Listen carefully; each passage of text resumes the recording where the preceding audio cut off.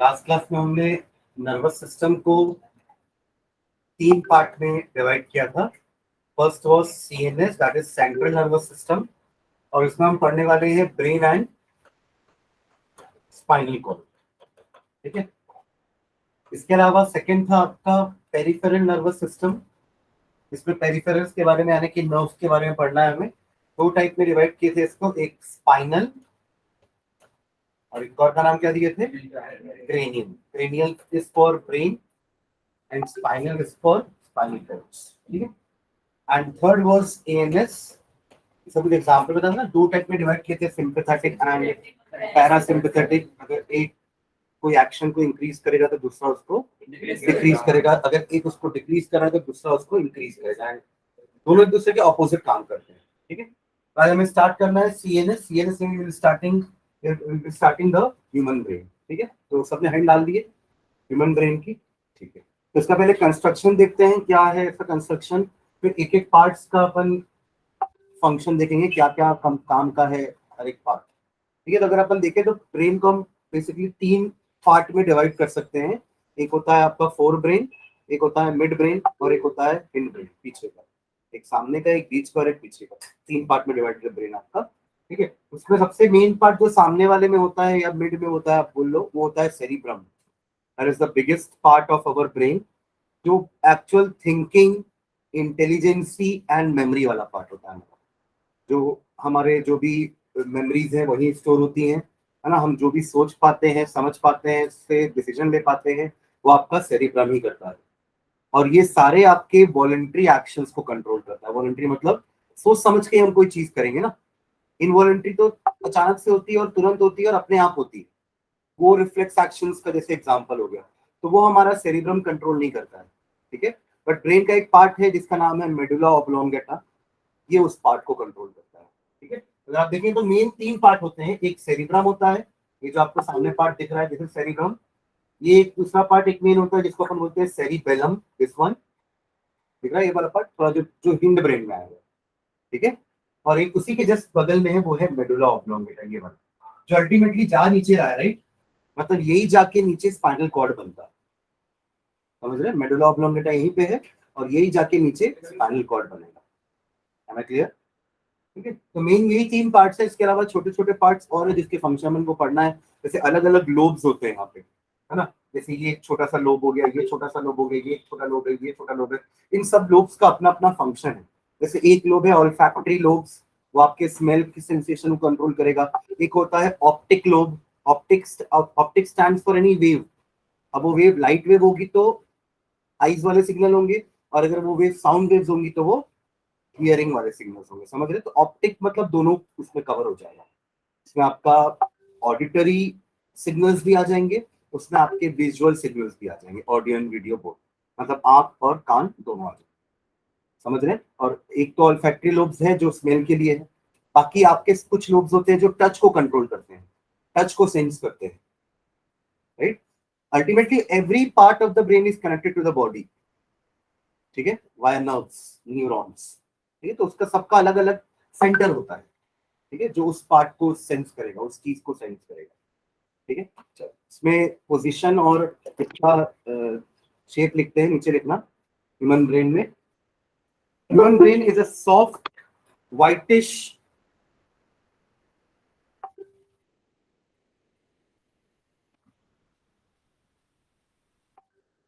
Human brain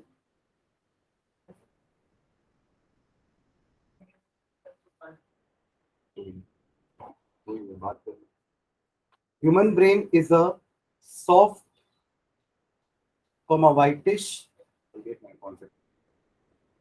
human brain is a soft whitish large and slightly flattened structure। जो क्या क्या words हम use कर रहे हैं ना। सॉफ्ट पार्ट है, भले ये हार्ड लगता है क्योंकि वो स्कल है ना जो हमारा। Actually brain is located in school, और उस ब्रेन और स्कल के बीच में भी कुछ लेयर्स होती है मेम्ब्रेन्स की, जो अपने ब्रेन को प्रोटेक्ट करने के लिए फ्रॉम मैकेनिकल शॉक।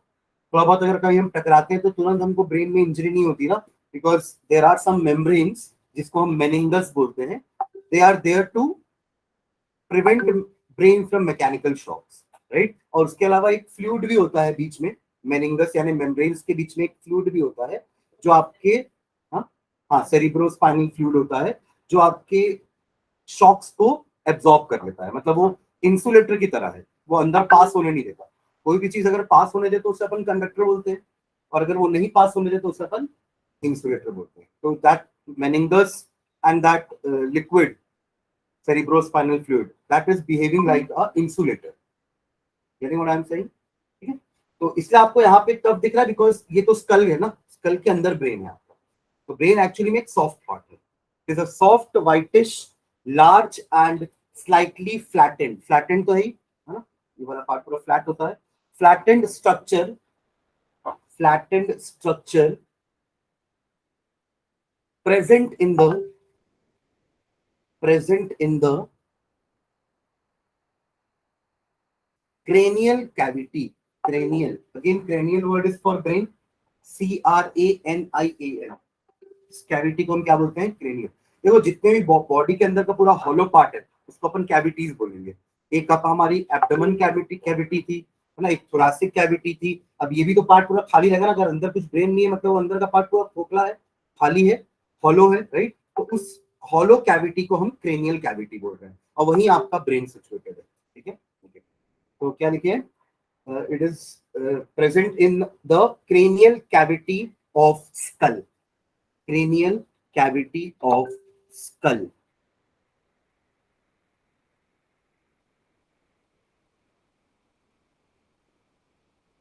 ठीक है, cranial cavity of skull। It is the center of thinking, it is the center of thinking, it is the center of thinking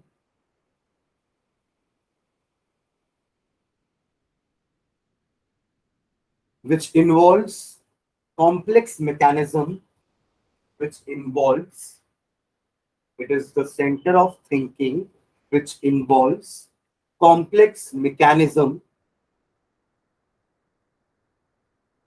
and neural connections, complex mechanisms and neural connections, वही neuron के जो connections हैं उसे अपन neural connections बोल रहे हैं, ठीक है। क्योंकि हर बॉडी का पार्ट ब्रेन से कनेक्टेड है ना, मतलब बहुत ज्यादा खिचपिच होगा अंदर, ठीक है, ओके, वेरी कॉम्प्लेक्स मैकेनिज्म, ठीक है, फुल स्टॉप लगा देना। Brain is also the main coordinating center of the body. Brain is also the main, brain is also the main coordinating center of the body.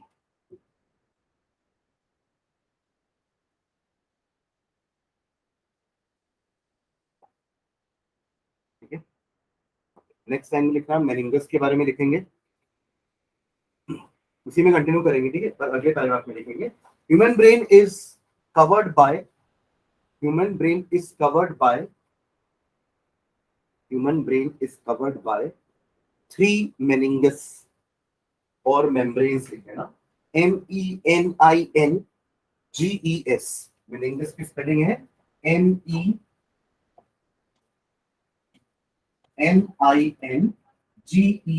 आप bracket में membrane भी लिखेंगे, ठीक है। तो brain is covered by 3 membrane, namely तीनों के नाम लिखते हैं कॉमा डाल के, पिया मैटर, पिया या PIA ना, PIA, पिया मैटर, इसको ब्रैकेट में लिखना, इनर, सबसे अंदर वाली लेयर यही है, इनर, पिया PIA, पिया मैटर, इसके ब्रैकेट में इनर लिखना, ये सबसे अंदर वाली लेयर है, ठीक है, ब्रैकेट क्लोज कर देना, comma, arachnoid membrane, ARATHACHNOID, ARACHNOID, arachnoid membrane, इसको मिडिल लिखना, middle, bracket close, and third membrane का नाम लिखेंगे and dura mater, PURA, dura mater, bracket में आउटर। वैसे 3 मेम्ब्रेन हमारे ब्रेन को कवर किए हुए हैं just to protect our brain by any mechanical injuries. ठीक है, क्लियर है।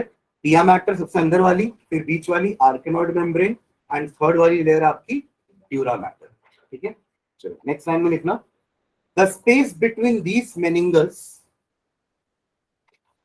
The space between these meninges, मतलब एक मेम्ब्रेन और दूसरे मेम्ब्रेन के बीच में कुछ स्पेस होगी, दूसरी तीसरी के बीच में भी स्पेस होगी। The space between these meninges are filled with a are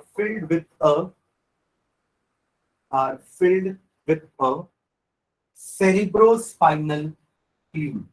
cerebrospinal fluid spelling क्या होगी? cerebro, CERE, cerebro, ब्रो तो पता ही है, ठीक है।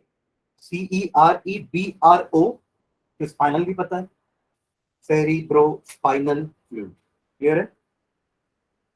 cerebrospinal fluid which protects the brain from mechanical shocks, which protects the brain from mechanical shocks।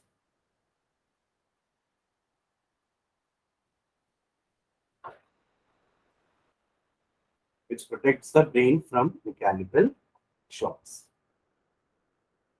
thus behaving like an insulator, thus behaving like an insulator।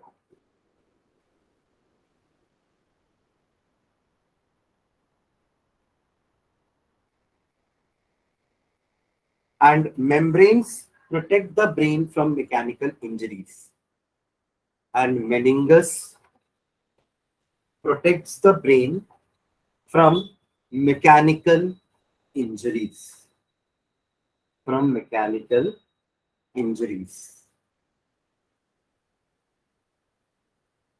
from mechanical injuries।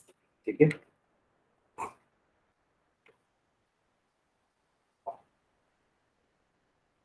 चलो अब अपन brain के 3 parts के बारे में बात कर लेते हैं, वही fore brain, mid brain and hind brain. नीचे लिखना, brain is formed of 3 parts, brain is formed of 3 parts,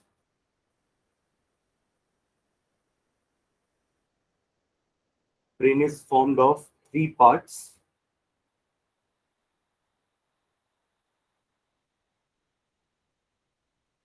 A हो गया आपका fore brain, B is mid brain, and C आपका हो गया hind brain.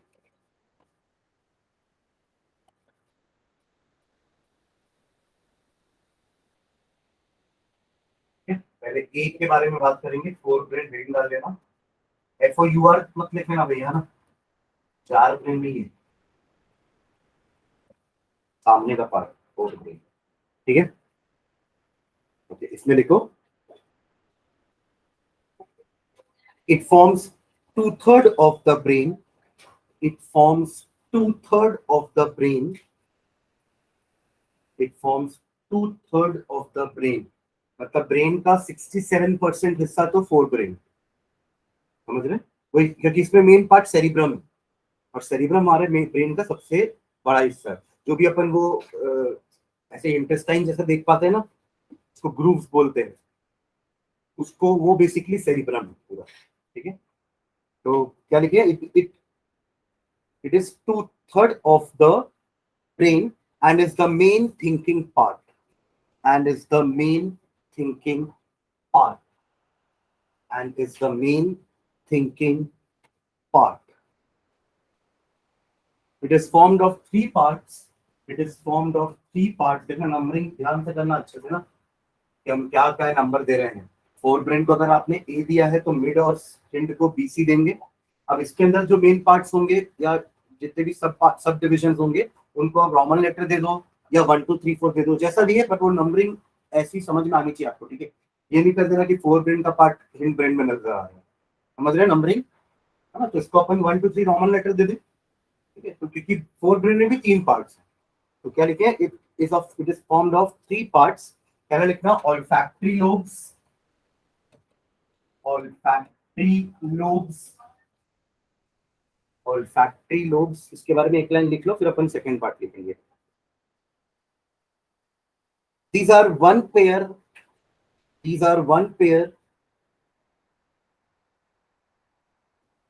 comma small sized lobes.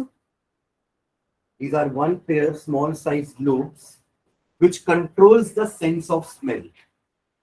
Which controls the sense of smell. Which controls the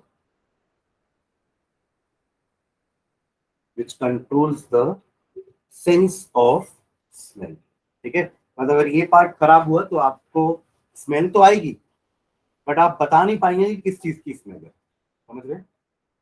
देख के बता दोगे नो डाउट, बट ऐसे हम सिर्फ स्मेल करके बताते हैं ना कि हाँ ये गोबर है, तो स्मेल से पता चल जाता ना चूहा मरा है, गोबर है. तो हमको पता है क्योंकि गोबर की स्मेल हमारे मेमोरी में स्टोर्ड है कि वो कैसी होती है, राइट. जहां हमको बिना देखे भी कहीं से गोबर की स्मेल आएगी तो हम बता देंगे अरे गोबर है कहीं. अब यहाँ पे स्मेल आएगी बट आप पहचान नहीं पाओगे क्या है, क्योंकि वो लोग आपका काम करना बंद कर दे. हाँ, देख के तो पहचान लोगे गोबर है, लेकिन आँख तो काम कर रही है ना, और आँख की नर्व सब प्रॉपर है. आपका ऑल्फैक्टरी लोब खराब हो गया. समझ रहे हैं क्या बोल रहा हूँ मैं? ठीक है, तो ये आपका फोर ब्रेन का पहला पार्ट हुआ, ऑल्फैक्टरी लोब. ठीक है, सेकंड लिखना इसी का सेकंड पार्ट फोर ब्रेन का सेरिब्रम. ये इंपॉर्टेंट पार्ट है. ठीक है, cerebrum. It is the largest part of brain. It is the largest part of brain. It is the largest part of brain.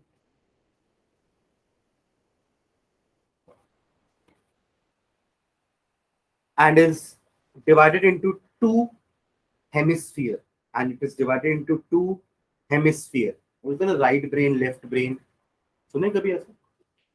बोलते हैं कि राइट हैंडर्स का left brain ज्यादा फास्ट होता है, लेफ्ट हैंडर्स का राइट ब्रेन ज्यादा fast होता है. तो सुने कभी? क्योंकि यहाँ पे आपका सेरिब्रम दो हेमिस्फीयर में डिवाइडेड होता है. ठीक है, लेफ्ट और राइट वाला पार्ट. तो it is divided into two, sorry क्या लिखे, टू हेमिस्फीयर लिखे ना, two hemisphere. each of which is concerned with each of which is concerned with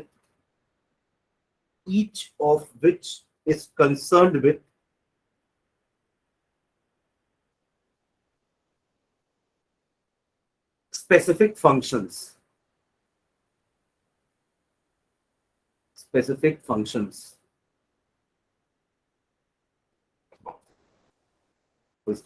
next time में लिखो, सेरिब्रम के बारे में ही लिख रहे हैं अपन अभी. The areas of cerebrum are divided into three categories. The areas of cerebrum are divided into three categories.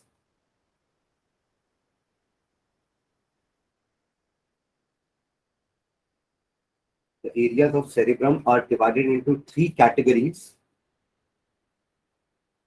Hyphen डाल के तीनों कैटेगरी का नाम लिख लो एक ही लाइन में ही. Sensory areas. सेंसरी एरिया, ये वही सेंसरी नर्व है ना. सेंसरी नर्व्स क्या थी? जो रिसेप्टर ऑर्गन से नर्व इंपल्स, मतलब रिसेप्टर ऑर्गन से वो स्टिमुलस को रिसीव कर रहा था वो नर्व, बट उसको सेंसरी इंपल्स में कन्वर्ट भी कर रहा था. इंपल्स में कन्वर्ट करेगा तभी वो पास कर पाएगा ना. अगर आपके सिग्नल्स कोई भी टाइप के सिग्नल हो, अगर वो टच भी है तो वो टच को वो एक इंपल्स के फॉर्म में कन्वर्ट करेगा एंड देन भेजेगा आपके स्पाइनल कोड या ब्रेन तक, जिसको भी जरूरत होगी उस चीज की. ठीक है, ओके. तो sensory areas comma association areas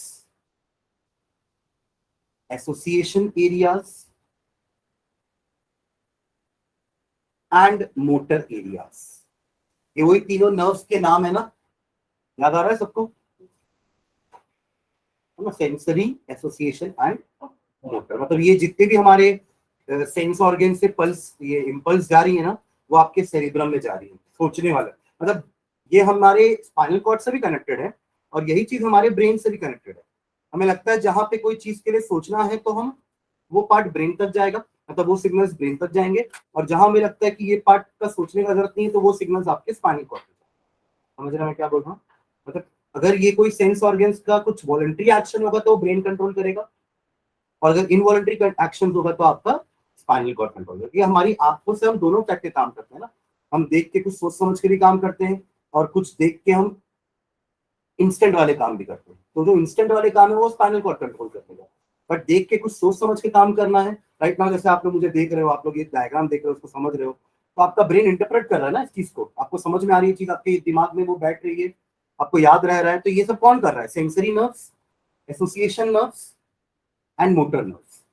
motor nerves कब काम आएंगे? जब आपको कुछ इंटरप्रेट किए, कुछ डाउट आया फॉर एग्जाम्पल, तो आपके मोटर नर्व में बोला गया मुझे समझ में नहीं आ रही क्या बोल रहे हैं सर, कुछ जल्दी, तो वो आप पूछोगे, समझ रहे हो मैं क्या बोल रहा हूँ? तो तीनों आपके ब्रेन में, इस सेरिब्रम वाले पार्ट में ये तीनों रहते हैं। जितने भी आपके सेंसेस होंगे, वो टच के सेंस हो, या वो ऑडिटरी सेंस हो, या वो विजुअल सेंस हो, कोई सा भी सेंस हो आपका, वो आपके सेरिब्रम में जाएगा, उसका इंटरप्रिटेशन भी होगा, मतलब वो समझने की कोशिश करेगा कि क्या है ये सिग्नल और क्या करना है हमें इसके साथ, और based on that motor nerves उसको रेस्पॉन्स भी भेजेंगे। समझ रहे हैं? नेक्स्ट लाइन में, cerebrum controls the voluntary activities of body.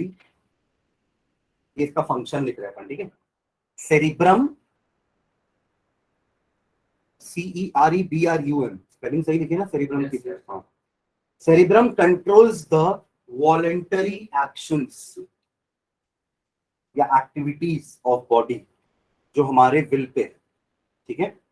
It controls the voluntary activities of body and is also the seat of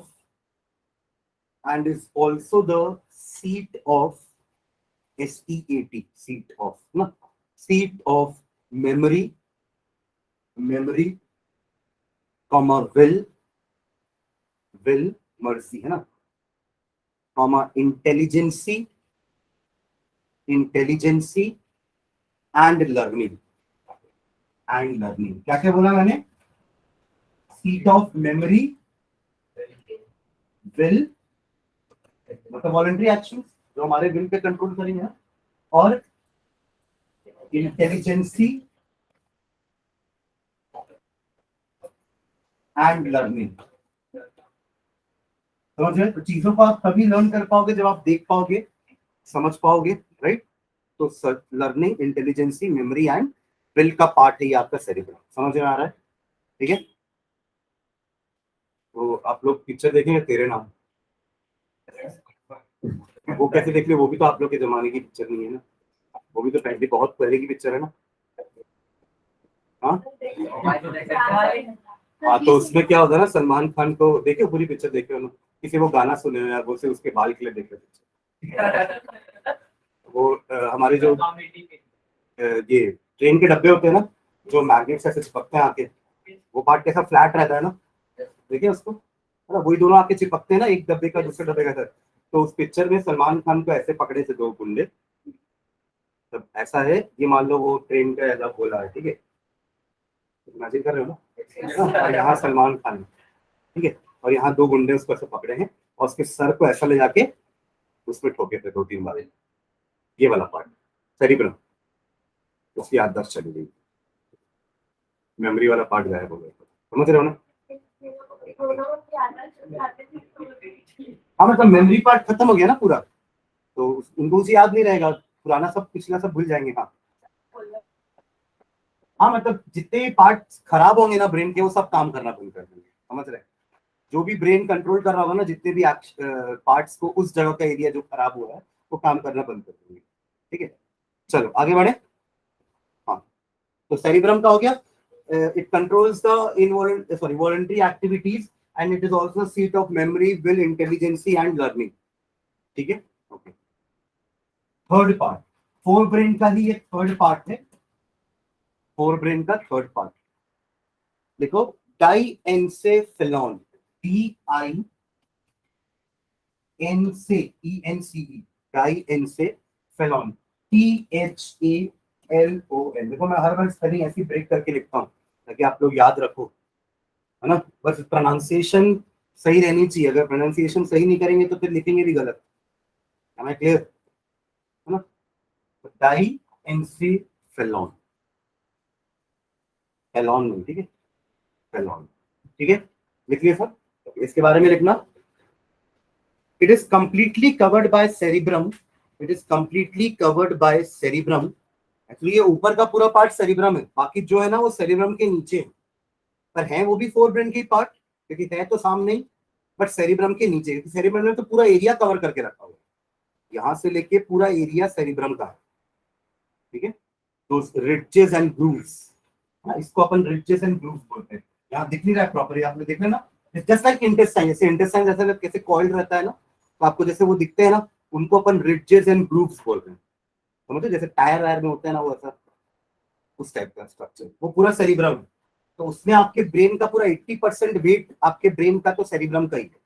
brain जितने भी किलो का होगा आपके, हाँ, जितने भी ग्राम का होगा, है ना, उसका 80% वेट सेरिब्रम का होगा। ठीक है, okay okay. Diencephalon it is completely covered by cerebrum, मतलब सेरिब्रम के नीचे है। ठीक है, and is formed of and is formed of and is formed of two parts. Again देखो हर के पार्ट्स है ना, इसलिए मैं आपको नंबरिंग बोला कि अच्छे से करना numbering. And is formed of two parts.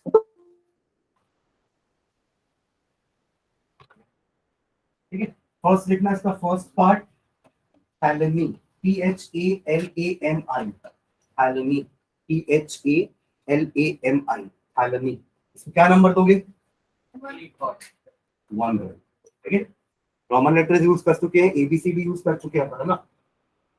AB अब B दूंगा मतलब वो मैं मिड ब्रेन के दूंगा। ठीक है, B नंबर में मिड ब्रेन के दूंगा। ए अपन ऑलरेडी ए के अंदर है, ए के अंदर के जो 3 पार्ट्स हैं उनको अपन रोमन लेटर्स दे दिए। अब इनके अंदर के कोई पार्ट्स होंगे तो उनको अपन 1 2 3 दे रहे हैं। समझ में आ रहा है? ये फिक्स नहीं है ना, ये तो आपके ऊपर है, चेंज कर सकते हो, बट याद रहना चाहिए कि किसका क्या पार्ट है। ठीक है, ओके, इसलिए अभी सही लिखना जरूरी है। ओके, थैलेमी, इसके बारे में लिखना। It is a it is a mass of neuron, it is a mass of neurons, it is a mass of neuron which conduct nerve impulses. It is a mass of neuron which conducts nerve impulses of pain, दर्द, pain, comma, touch, temperature, etc. to cerebrum, to cerebrum, to cerebrum। अगर आप देखो तो cerebrum brain का सबसे ऊपर वाला part है, राइट, है ना, ये सेरिब्रम सबसे ऊपर है। बट अगर कोई मैसेज को मतलब यहां से जाना होगा, फॉर एग्जांपल हाथ का ही मैं टच सेंस करना चाह रहा हूँ, तो ये टच सेंस करके जाएगा तो ऐसे ही ऊपर, ऐसे ऊपर के, तो ऐसा ऊपर हवा से तो नहीं जाएगा ना यहाँ पे डायरेक्टली, वो तो ऐसे ही जाएगा क्योंकि नर्व्स तो ऐसी बिछी हुई है पूरी, तो वो ऐसा जाएगा। ठीक है, यहाँ पे ब्रेन तक पहुंचेगा, फोर ब्रेन तक पहुंचेगा। अब सेरिब्रम तो ऊपर है, तो सेरिब्रम तक सिग्नल कौन पहुंचाएगा? तो उसके लिए ये थैलेमी है, और सेकेंड होता है आपका हाइपोथैलेमस। ठीक है, ये तो होगा आपका थैलेमी जो नर्व इम्पल्स को कंडक्ट कर दिया। एक पार्ट और लिखना इसी का, second hypothalamus, hypo, HYPO, hypothalamus, hypothalamus. ठीक है, इसको लिखो। It is a mass of neurons, mass of neuron दोनों जगह लिख रहे हैं क्योंकि बहुत सारे न्यूरॉन्स होंगे ना, बंडल ऑफ न्यूरॉन्स। ठीक है, it is a mass of neurons present below thalami, below thalami, present below thalami, and controls involuntary functions, and control involuntary functions,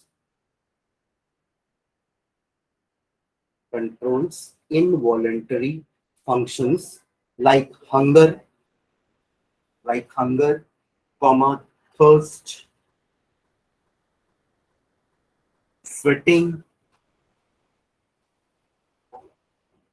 sleep,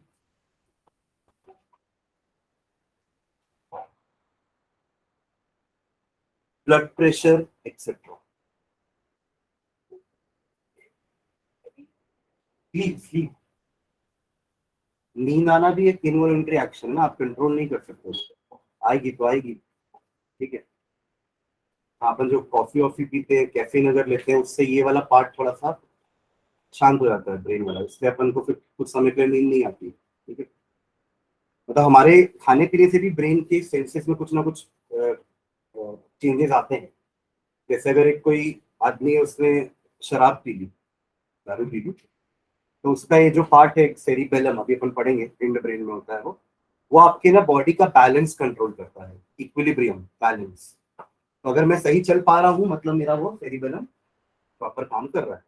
और अगर मैंने पी ली, है ना, मैंने पी नहीं है, अगर मैंने पी ली तो अगर मैंने पी ली तो ये वाला जो पार्ट है ना, ये आपका कुछ समय के लिए इनएक्टिव हो जाएगा, ठीक है। और तब आप देखेंगे कि वो आदमी सीधी लाइन में चल नहीं पाएगा, क्योंकि उसका बैलेंस मतलब कंट्रोल नहीं कर पा रहा है वो अपने बैलेंस को, ठीक है। मतलब समझ रहे क्या बोल रहा हूँ, and that is only for some time. जैसे ही हैंगओवर उतर जाएगा, वापस ठीक हो जाएगा, ठीक है। चलो आगे बढ़े। हाँ, क्या लिख रहे थे हाइपोथैलेमस के बारे में, कि ये भी एक आपका मास ऑफ न्यूरॉन्स है जो क्या कंट्रोल करेगा, involuntary actions like thirst, hunger, sweating, sleeping, ये सब आपका हाइपोथैलेमस कंट्रोल करेगा। हाँ,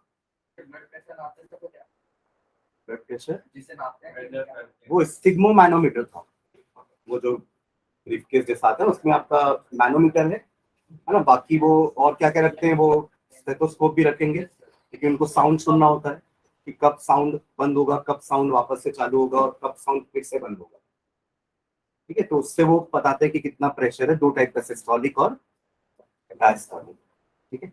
ओके, नेक्स्ट लाइन में लिखना, इसी में हाइपोथैलेमस के नीचे ही अपन ये डाइएन्सेफेलॉन में है ना, डाइएन्सेफेलॉन का दोनों पार्ट था, थैलेमी और उसके नीचे हाइपोथैलेमस। नीचे लिखना, at the floor of diencephalon, at the floor of diencephalon, at the floor of diencephalon, अगर ये बोल सकते कि डाइएन्सेफेलॉन के अंदर दो पार्ट थे, थैलेमी, हाइपोथैलेमस, और उसका एक बेस होगा, इसको अपन फ्लोर बोलते हैं, जमीन, है ना। डाइएन्सेफेलॉन का जो फ्लोर है ना, वहां पे एक पी शेप, मटर जैसी शेप का एक और ग्लैंड है, जिसका नाम होता है पिट्यूटरी ग्लैंड। पिट्यूटरी ग्लैंड एक मास्टर ग्लैंड होता है ना, आप बोल सकते हो मास्टर माइंड है वो हमारा, जो आपके बॉडी के सारे हॉर्मोन्स को कंट्रोल करता है। जब ये, हाँ, पिट्यूटरी मैं दिखा दूंगा अभी, है ना। ये पिट्यूटरी ग्लैंड क्या करता है, आपके बॉडी के सारे ग्लैंड्स को कंट्रोल करता है, इसलिए इसका नाम मास्टर ग्लैंड है। मतलब कब कौन सा हार्मोन सिक्रीट होना है, वो ये ग्लैंड डिसाइड करेगा, समझ रहे हैं। ओके, तो at the base of diencephalon there lies a P-shaped pituitary body. There lies a P-shaped pituitary, P-I-T-U-I-T-A-R-Y, P-I-T-U-I-T-A-R-Y,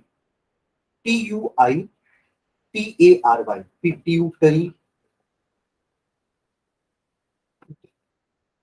pituitary कुछ लिखे और ग्लैंड लिखे, बॉडी लिखे तो ठीक है, ग्लैंड लिखे तो कोई दिक्कत नहीं है। Pituitary body which secretes a number of hormones, which secretes a number of hormones,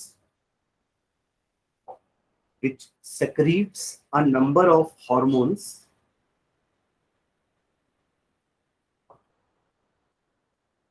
which regulate the secretion of other hormones, which regulate the secretion of other hormones, so is called master gland, so is called master gland, so is called master gland, समझ रहे हैं। मतलब हमारी body में इनको endocrine glands बोलते हैं, ठीक है। एक तो हमने ग्लैंड्स पढ़े ना, और कहाँ पढ़े थे ग्लैंड्स, हाँ, सेक्रीशन में, तो फिर डाइजेशन बोलो ना, डाइजेशन में पढ़ा था हमने, राइट।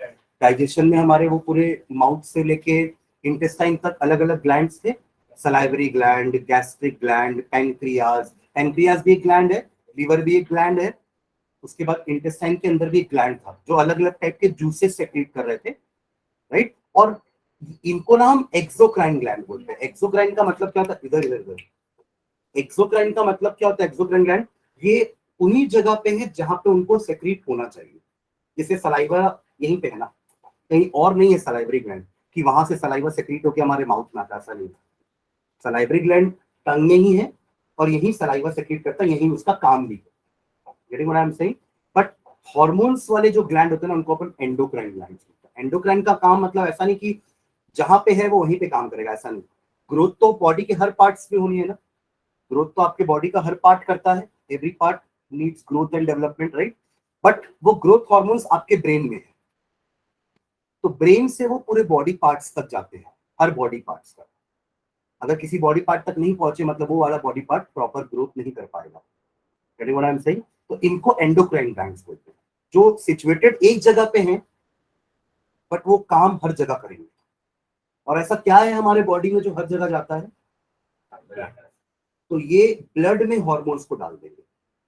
इनके पास इनका खुद का वेसल नहीं है, जैसे ब्लड का खुद का वेसल है ना जिसमें ब्लड फ्लो करता है, तो इनके पास खुद का वेसल नहीं है। इसलिए ये एंडोक्राइन ग्लैंड्स जिस जगह पे भी होंगे वहां से वो हार्मोन को ब्लड में डाल देंगे। ये ब्लड तो हर जगह जाएगा, तो हर जगह वो ग्लैंड वो हार्मोन्स पहुंच जाएगा जहां उसकी जरूरत है, एटलीस्ट जहां उसकी जरूरत है। समझ रहे हैं मैं क्या बोलना चाह रहा हूँ, है ना। तो इनको एंडोक्राइन ग्लैंड्स बोलते हैं। तो दो टाइप के ग्लैंड्स होते हैं, एक्सोक्राइन जो हम पढ़ चुके हैं डाइजेस्टिव वाले में, और ये है एंडोक्राइन। और इनको डक्टलेस ग्लैंड भी कहा जाता है। डक्टलेस, डक्ट मतलब क्या होता है, डक्ट, DUCT। हाँ हाँ, वो हवा वाले जो डक्ट होते हैं ना, मतलब किसी के स्कूल्स में या कहीं घरों में या कहीं होटल्स में आप लोग देखे होंगे, एक बड़ा सा जंबो कूलर छत में रहता है ना, और वहां से एक उनके वो कूलर के माउथ से जहां से हवा आ रही है वहां से उन्होंने एल्यूमिनियम का एक पूरा क्या बोलना चाहिए, डक्ट बनाते हैं। डक्ट एक्चुअली उसी को बोलते हैं, एक पैसेज, एक पैसेज जो हर रूम तक जाएगा। उसी चीज को कहा जाता है सेंट्रलाइज्ड कूलिंग। सेंट्रलाइज्ड कूलिंग मतलब ये नहीं कि हर रूम में एसी लगा हुआ है, एसी या कूलर एक जगह लगा हुआ है और वहां से आप हवा सब जगह भेज रहे हैं। तो सब जगह भेजने के लिए आपको एक पैसेज बनाना पड़ेगा ना। It is just like pipeline. आपके घर में एक पाइप आता है और वो पाइप हर रूम में डिवाइड होता है जहां जहां आपको पानी चाहिए। मान लो 4 बाथरूम है तो वो उस जगह से चारों बाथरूम में पाइप जाएंगे ना, तब तो आपके चारों बाथरूम में पानी आएगा। तो दोज आर सम डक्ट्स, वो वाटर डक्ट है। और जो हम एयर के लिए बनाते हैं दीज आर एयर डक्ट्स। तो डक्ट मतलब होता है एक passage. Duct is simply a passage जहां से कोई जा सकता है, राइट, उसको हम डक्ट बोलते हैं। और क्योंकि एंडोक्राइन का तो खुद का कोई वेसल नहीं है जिससे वो हॉर्मोन्स को भेजे, तो इसलिए इन्हें अपन डक्टलेस ग्लैंड भी बोलते हैं। समझ गए, डक्टलेस मतलब इनके पास इनका खुद का सेपरेट एक्सक्लूसिव डक्ट नहीं है कि एक ऐसा वेसल या एक ऐसा पाइप जिसमें से हॉर्मोन्स जा रहे हैं, ऐसा नहीं है। क्योंकि वो तो अपने ब्लड में ही भेजते हैं, जो भी हॉर्मोन्स उनको जहां भी पहुंचाना होगा, है ना, वो उसको कहां से भेजते हैं, ब्लड से ही भेजते हैं। इसलिए उनके पास कोई अलग सा डक्ट नहीं होता, इसलिए इसको अपन डक्टलेस ग्लैंड्स भी बोलते हैं। Endocrine glands are also known as ductless. ये अपन लिख लेंगे, ये एंडोक्राइन क्या होता है, एक्सोक्राइन क्या होता है, डक्टलेस का मतलब क्या है। जब हम एनिमल में केमिकल कोऑर्डिनेशन देखेंगे ना, अभी हम एनिमल का नर्वस कोऑर्डिनेशन देख रहे हैं, इसलिए अपन ब्रेन एंड स्पाइनल कॉर्ड पढ़ रहे हैं। हमारा जो इस चैप्टर का लास्ट टॉपिक होगा वो होगा हार्मोन्स। जैसे हमने प्लांट्स के हार्मोन्स पढ़े ना 5, वैसे एनिमल्स के भी बहुत सारे हार्मोन्स है जो अपन पढ़ेंगे। तब मैं एंडोक्राइन, एक्सोक्राइन और डक्टलेस क्या होता है मैं लिखवा दूंगा, ठीक है। तो हाँ, अभी ये समझ लगा पिट्यूटरी का काम क्या है। ये एक ऐसा ग्लैंड है जो कुछ हार्मोन सेक्रेट करेगा और वो हार्मोन्स बाकी सारे हार्मोन्स को इनिशिएट करेंगे। क्लियर है, इसलिए इसका नाम मास्टर ग्लैंड है। चलो आ जाओ सेकेंड पार्ट में, मिड ब्रेन। पी डाल लो नंबर। फोर ब्रेन हो गया। फोर ब्रेन अपन 3 पार्ट में डिवाइड किया, और फैक्ट्री लोब्स, सेरिब्रम एंड डाइएन्सेफेलॉन, ठीक है। फिर डाइएन्सेफेलॉन को 2 पार्ट में डिवाइड किए, थैलेमी एंड हाइपोथैलेमस। क्लियर है। इसमें पूरे में सेरिब्रम का पार्ट वॉलंटरी एक्शन का था, memory, thinking, learning, intelligence. And hypothalamus का काम इनवॉलंटरी एक्शंस के लिए। और इनवॉल्युंटरी एक्शन का एक और अपन पढ़ेंगे, वो है मेडुला ऑब्लोंगेटा, जो हिंड ब्रेन में आएगा। ठीक है, चलो बीच वाले ब्रेन की बात करते हैं, मिड ब्रेन। ठीक है, लिखो इसमें मिड ब्रेन, बी डाले ना नंबर, मिड ब्रेन। हाँ, इसमें लिखो it is formed of two parts, it is formed of two parts. Again इसके पार्ट्स को अपन रोमन लेटर्स देंगे। ठीक है, सही। ये है आपका मिड ब्रेन और इसके दो पार्ट्स हैं, उनको हम 1 इंटू देंगे रोमन। जैसे हमने उसके 3 पार्ट्स को 1 इंटू 1 2 3 दिया था, वैसे इसके 2 पार्ट्स को हम 1 इंटू देंगे रोमन वाला। ठीक है, हाँ, तो लिखेंगे इसमें फर्स्ट लिखना ऑप्टिक लोब्स, ऑप्टिक लोब्स। इस लोब के बारे में बताया था ना अभी, साउंड और लाइट वेव्स, ऑप्टिक। ठीक है, तो optic is the study of waves बोल सकते हैं। ऑप्टिक एक्चुअली फिजिक्स का ब्रांच है। Optic is a branch of physics which deals with the study of waves. अब वो वेव्स लाइट वेव्स होंगी या फिर वो साउंड वेव्स होंगी। ठीक है, तो एक होती है रे ऑप्टिक, एक होती है वेव ऑप्टिक। आप जब 12th में जाएंगे फिजिक्स पढ़ेंगे ना, तो फिजिक्स के 2 चैप्टर्स में, एक रे ऑप्टिक है और एक वेव ऑप्टिक है। रे ऑप्टिक में आप लोग अगेन लाइट वाइट पढ़ोगे, रिफ्लेक्शन रिफ्रैक्शन सब आएगा, और जब आप फिर वेव ऑप्टिक पढ़ेंगे तो साउंड के बारे में पूरा पढ़ेंगे। ठीक है, तो क्या लिखिए, ऑप्टिक लोब्स हाइफन डाल के लिखना, these are a pair of large sized lobes, these are a pair of large sized lobes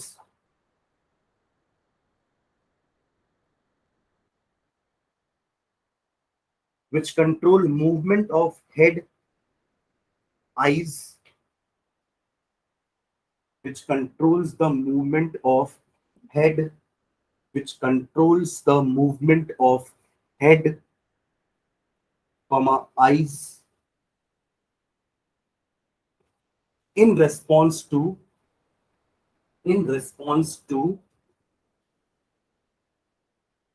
visual reflexes, in response to visual reflexes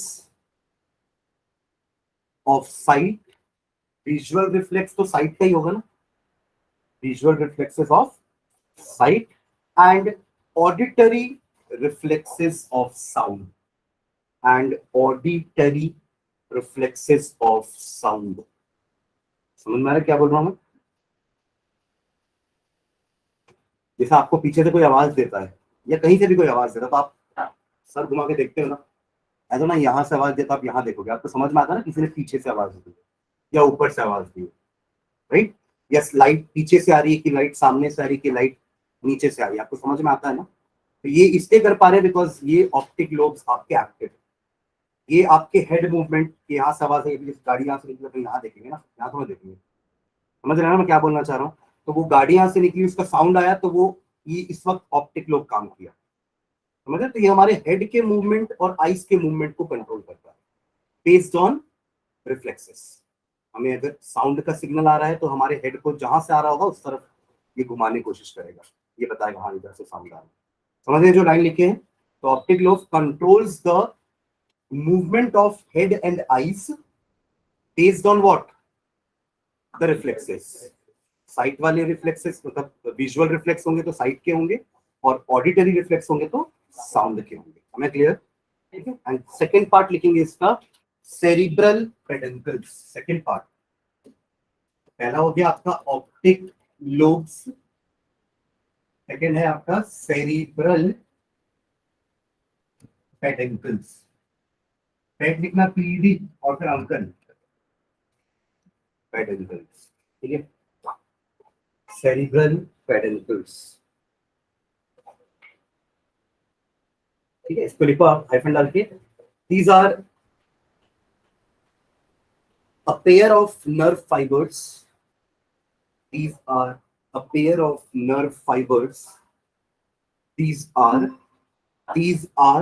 a pair of nerve, हम इसके बारे में लिख रहे हैं ना, cerebral peduncles, these are a pair of nerve fibers which coordinate hindbrain with forebrain, which coordinate hindbrain with forebrain। Hind और four का कनेक्शन आप बोल सकते हो ना, ये बीच का कनेक्शन है हिंड ब्रेन और फोर ब्रेन के बीच में those two nerve fibers.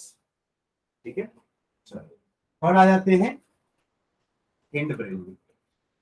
देख लो सी हिंड ब्रेन. हिंड ब्रेन इसमें आएगा आपका वो सेरिबेलम और मेडुला ऑब्लोंगेटा, जो दो और इंपॉर्टेंट पार्ट होते हैं ब्रेन के. एक तो सेरिब्रम हमने फोर ब्रेन में पढ़ लिया, ठीक है.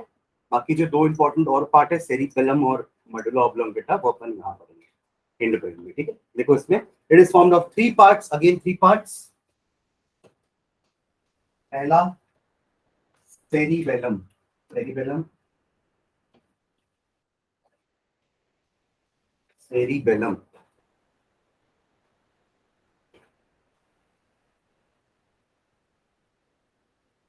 ठीक है. अगर अपन डायग्राम में देखो तो डायग्राम में ये यहाँ पे है ना, ये वाला दिस इज सेरिबेलम. ठीक है, और ये आपका medulla oblongata.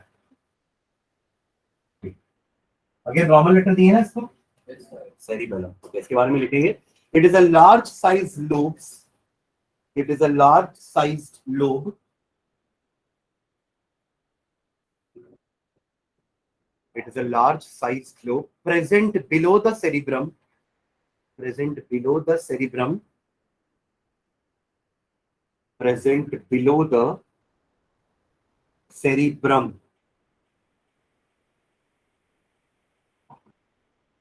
Stop. It controls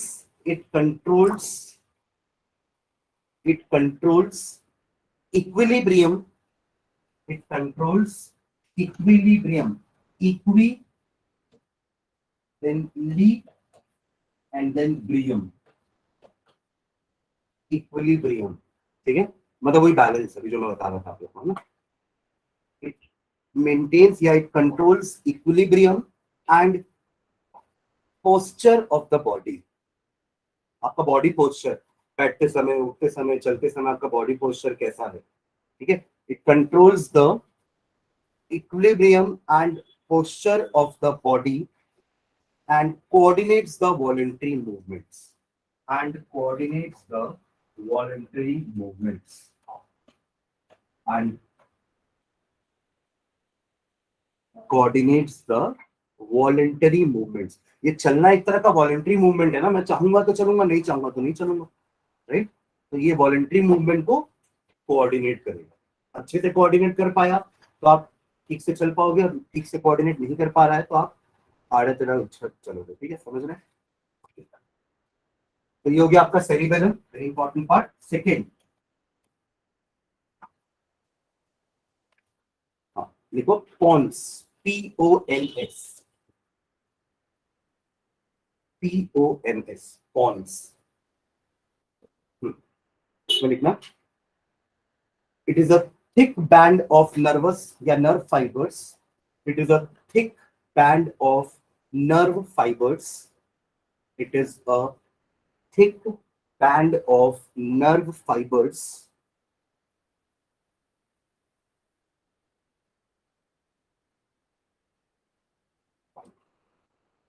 and acts as coordination center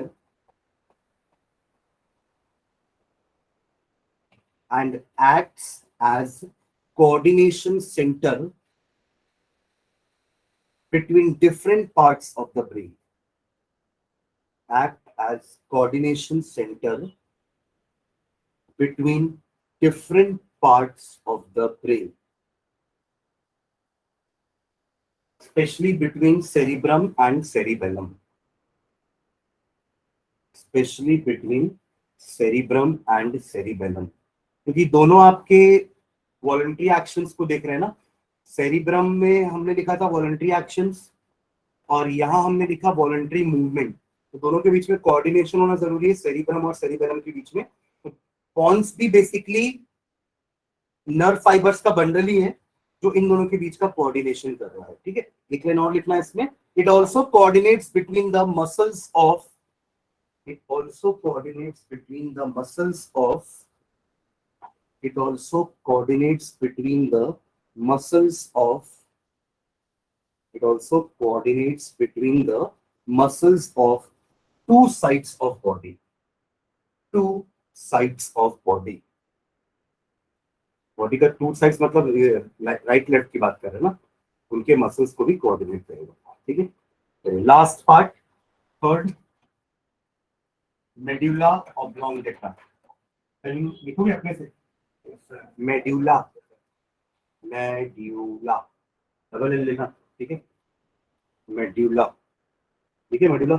और ऑब्लोंगेटा, ऑब लिखना ओबी, फिर लॉन्ग लिख लेना और आटा, ठीक है।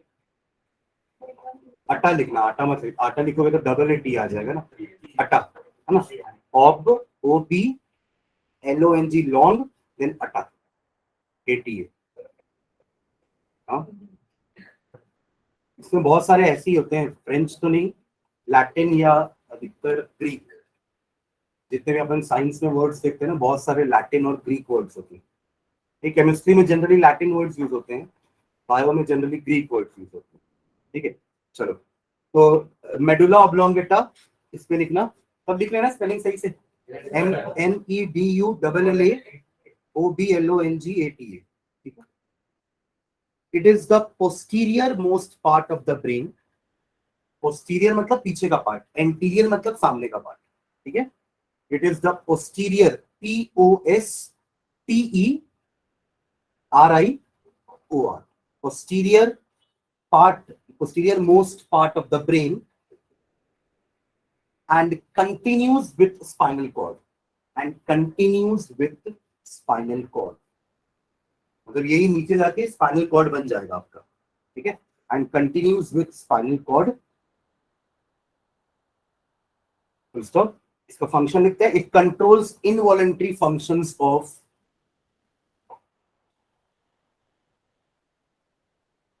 it controls involuntary functions of,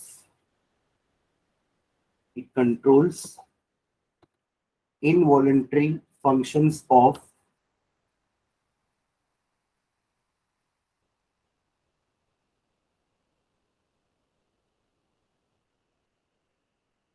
soft internals or internal organs of the body, soft internal organs of the body. It controls involuntary functions of soft internal organs, इनको अपन visceral organs भी बोलते हैं ना, soft internal organs को visceral organs भी कहा जाता है। नहीं लिखना तो ब्रैकेट में लिख लो, soft internal organs की जगह आप ब्रैकेट में visceral organs, ये कभी वर्ड दिखा तो समझ लेना वही soft internal organs की बात कर रहा है। soft internal organs पता है, जैसे आपका हार्ट हो गया, that is a soft internal organ, heart, ठीक है। स्टमक हो गया, लंग्स हो गए, ठीक है। ये सब मस्कुलर ऑर्गन्स है ना, जो सॉफ्ट है, हार्ड नहीं, ठीक है। तो controls the involuntary actions of soft internal organs, like cardiac centre, like cardiac centre यानी कि हार्ट हो गया, cardiac centre, comma respiratory centre, respiratory centre etcetera, मतलब हार्ट बीट और ब्रीदिंग को कंट्रोल करेगा, ठीक है। फुल स्टॉप, एक लाइन और लिखेंगे। It also controls, it also controls, it also controls coughing, खांसना, यहाँ पे कंट्रोल में नहीं है ना, ये भी तो इनवॉलंटरी एक्शन, आप रोक सकते हो खांसी, ठीक है, आएगी, है ना। कॉमा स्नीजिंग, छींक, sneezing, sneezing, comma vomiting, vomiting, comma urinating, ये सब ऐसे सारे इनवॉलंटरी एक्शन है जो आप नहीं रोक सकते, राइट। फिर डेफिकेशन, डेफिकेशन क्या होता है, स्पेलिंग बताओ, D E F A E, F I E, F A E C A T I O N, ये क्या है, व्हाट इज दिस, हाँ, वो तो यूरिनेशन लिखी है ना, उसका दूसरा वाला पार्ट, ओके, 2 नंबर, पहला जो लिखे वो 1 नंबर, ठीक है। तो हम ये दोनों को ही कंट्रोल नहीं कर, एक्चुअली फीसेस बोलते हैं ना, है ना। अब वो कॉपी में पॉटी लिखेगा तो अच्छा लिखेगा आपने, तो इसके उसको क्या बोलते हैं, फीसेस बोलते हैं, that is known as faeces. ठीक है, तो अपन सब करते हैं क्या बोलते हैं। तो इसी का जब बाहर निकालने का प्रोसेस है ना, उसको डेफिकेशन बोलते हैं। ठीक है, हमने डी लगा दी है आगे। एक्सक्रीशन दोनों चीज होता है ना, यूरिनेशन को भी एक्सक्रीशन बोलते हैं ना अपन, एक्सक्रीटरी सिस्टम ऑफ मेन, वो यूरिनरी सिस्टम हो गया मेन का, और ये भी है। तो ये दोनों चीजें एक्चुअली, दोनों में अंतर क्या होता है, ये वो पार्ट है जो हमारे सेल्स तक जाता ही नहीं, ये नहीं जाता ना कभी सेल्स तक। ये वो पार्ट है जो अनडाइजेस्टेड रह जाता है पेट में, इंटेस्टाइन्स में, ये कभी हमारे सेल्स तक पहुंचा ही नहीं था। समझ रहे हैं मैं क्या बोल रहा हूँ। बट जो यूरिनेशन वाला पार्ट है वो तो हमारे सेल से ही आ रहा है। सेल्स के अंदर जो भी यूरिया, अमोनिया और यूरिक एसिड बन रहा है ना, वो हमारे ब्लड में जा रहा है, ब्लड उसको लेने जाता है। ब्लड का ये भी काम है ना, blood also goes to kidneys for filtration. वो फिल्ट्रेशन में लेके कहाँ से आता है, सेल से तो लेके आ रहा है ना। तो जो यूरिनेशन वाली गंदगी है ना, वो सेल से आ रही है। यूरिनेशन में जितना भी वेस्ट मटेरियल है यूरिन में, वो कहाँ से आ रहा है, सेल से आ रहा है। बट ये क्या है, फीसेस, जो हमने खाना खाया है उसका जो पार्ट डाइजेस्ट नहीं हो पाया प्रॉपर, वो faeces, undigested, the food which is left undigested, वो पार्ट आपका फीसेस है। समझ रहे हैं। ओके, तो defecation from swallowing of food, swallowing of food. आप सोचो मैं खाने को यही पर टिका के रखता हूँ, ऐसा नहीं हो पाएगा, वो जाएगा ही नीचे। उसका कारण है पेरिस्टाल्सिस आपके कंट्रोल में नहीं है, तो कॉमन करके पेरिस्टाल्सिस एक्सेट्रा करके लिखो, पेरिस्टाल्सिस एक्सेट्रा। ठीक है, तो ये सारे आपके इनवॉलंटरी एक्शंस हैं, इनवॉलंटरी फंक्शंस हैं, जो आपका मेडुला ऑब्लोंगेटा कंट्रोल करता है। क्लियर है। हाँ, पेरिस्टाल्सिस, PERISTALSIS, तो अपन पढ़े हैं वो इसोफेगस के मूवमेंट को पेरिस्टाल्सिस बोलते हैं। PERISTALSIS,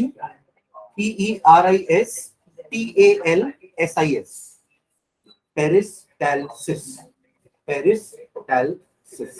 ठीक है, तो आज अपन ने ब्रेन पढ़ा, कल स्पाइनल कॉर्ड पढ़ेंगे, है ना। और जो हमारा वो पार्ट बचा ना, पैरासिम्पैथेटिक, सिंपैथेटिक, कल अपन ये वाला पार्ट खत्म कर देंगे नर्वस सिस्टम का। ठीक है, नेक्स्ट क्लास में। ठीक है, चलिए, थैंक यू